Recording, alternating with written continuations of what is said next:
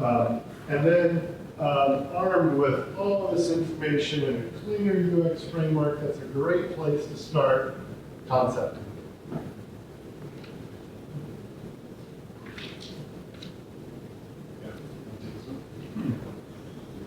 I think it's the Bill. You don't have to point it. What?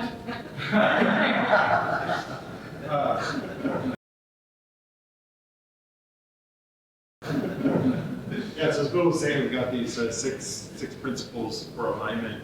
So this is sort of also echoes the work that we do inside a lot of organizations, and we're talking about these sort of some of those core principles. And the second one is about, we sort of talk about that process and those layers and working different dimensions together at the same time. But the other part of this is that workshops work.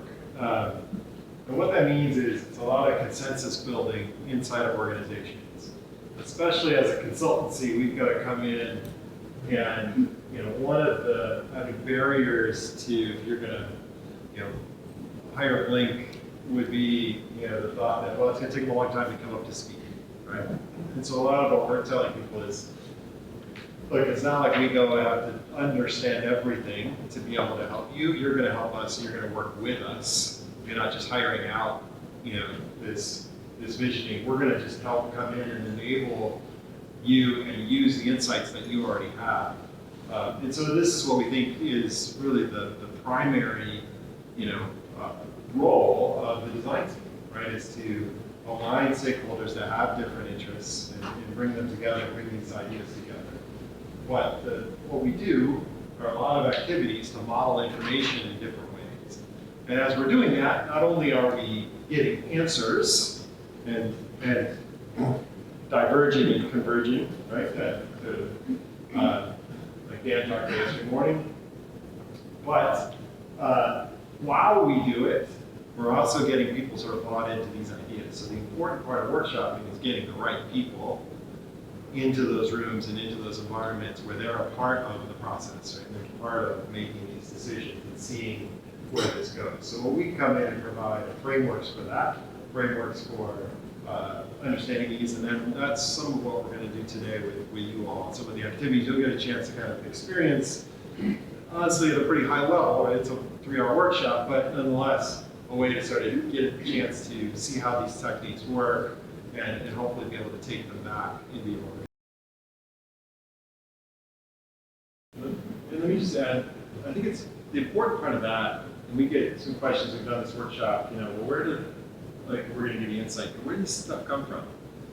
I do think that, being able to do alignment workshops, you have to have some things that going into it that are knowns, right? That we're not just deciding, we're not just getting in a room and making a bunch of decisions. We have some things that as an organization we know. And so a lot of times we might proceed an alignment workshop with some research around who the users are, and then bring that in. So there are pieces to this and what we're doing, or business insights, things we already know are great starting places. Bill mentioned this as a technique. We'll do a little bit of this today. I mentioned we talked this morning. It is something where we're doing this to initiate conversations and to build alignment, right? So, it's not so much that, oh my gosh, we've got to. I absolutely identify this point on the line. Well, Nessie, I did it too. That's the one we all have to agree that it's exactly there.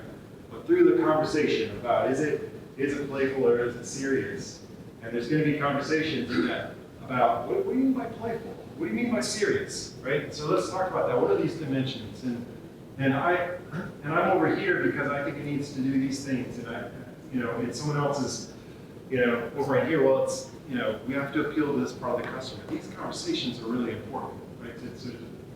To have with stakeholders and sort of build alignment. You'll hear groups coming to alignment. I see what you're saying, and you're kind of interpreting differently than me. I don't think we're that far apart. Or if we are far apart, let's find out why and can we accommodate both things. So we're using a lot of these for alignment purposes. And mentioned these in the last talk, those keywords that are about personality, and we'll pick 5. Kind of the process of working with stakeholders to take these 200, get them down to like the 5, turn over ones that just seem wrong, and what ones do you want to make a case for?